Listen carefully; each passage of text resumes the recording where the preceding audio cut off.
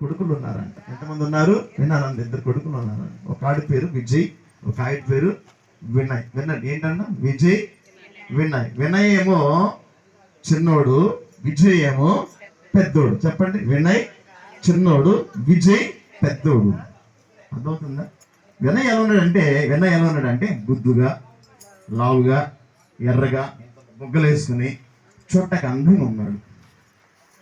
విజయ్ ఎలా ఉన్నాడంటే కొంచెం సన్నగా, సామరస్యంగా, నాకులాగా. ఎలా ఉన్నాడు? పీలగా, సామసాయిగా, పొట్టిగా, బక్కగా, అందహీనంగా ఉన్నాడు. మంచి ఫ్యామిలీ. వచ్చిన వాళ్ళందరూ మనసు ఎలా వెళ్ళిపోతుంది? ఎలా వెళ్ళి చెప్పండి. వాడ బుగ్గలు ఉన్నాయా, వాడ బుగ్గలు దొరుకుదామా, బుగ్గలు గిల్లుదామా, ఎవడ ఎర్రగున్న బుర్రగున్న వాడిని తీసుకున్నాం అనుకుంటారు. కానీ నల్లగా, పీలగా, పొట్టిగా ఉన్న వాళ్ళ మీద మనసు వెళ్ళిద్దా? ఎప్పుడు వెళ్ళదా? ఎప్పుడేంటమ్మా వెళ్ళదు. ఏ బిడ్డ అయితే, చంటి బిడ్డ అయితే చక్కలా అందంగా ఉన్నాడో వాడినే దగ్గరకు తీసుకోవాలనిపిస్తుంది. స్తోత్రం కలుగుండగా. ఒక కుటుంబం వెళ్ళారంట, ఇంటికి ఒక కుటుంబం వెళ్ళారంట. వెళ్ళగానే వీడు ఎర్రగా ఉన్నాడు, బుర్ర దగ్గర తీసుకున్నాడు అంట. స్తోత్రం కలుగుండగా. ఆమె దగ్గర తీసుకుంది.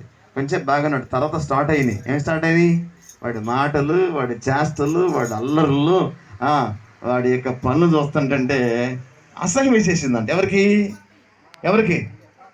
వచ్చిన వాళ్ళకి. ఎలా ఉన్నాడు? వాడు ఎర్రగానే ఉన్నాడు, కానీ పై చుట్ట మీద ఎర్రగున్నాడు, బొద్దుగున్నాడు, ముద్దుగున్నాడు. కానీ వాడి పనులు, వాడి చేష్టలు, వాడి అల్లర్ల మీద ఎలా ఉన్నాయంటే భయంకరంగా ఉన్నాయి. ఎప్పుడిచ్చి వెళ్ళిపోదామా ఇంటి నుంచి అన్నట్టుగా ఉన్నాయి అన్నమాట. స్తోత్రం చెప్పండి ఒకసారి అందరూ. హల్లెలూయా. పిల్లోడు ఎర్రగున్నాడా, ముద్దుగున్నాడా కాదు, కానీ పిల్లోడు బుద్ధులు చాలా శ్రేష్టంగా ఉండాలి. ఎలా ఉండాలి? బుద్ధులు చాలా శ్రేష్టంగా ఉండాలి. వాళ్ళు అల్లరి పనులు, అల్లరి చేష్టలు, గారాబాలు మనకు ముద్దేమో కానీ వచ్చిన వరకు ఎలా ఉంటాయి అవి? అబ్బా ఏం పెంచుతున్నారండి వీటిని అన్నట్టుంటారు అంతే. కనుక మన బిడ్డలకు అలాంటివి పెంచుకుంటే చిన్నప్పటి వారికి క్రమశిక్షణ, చక్కని బుద్ధి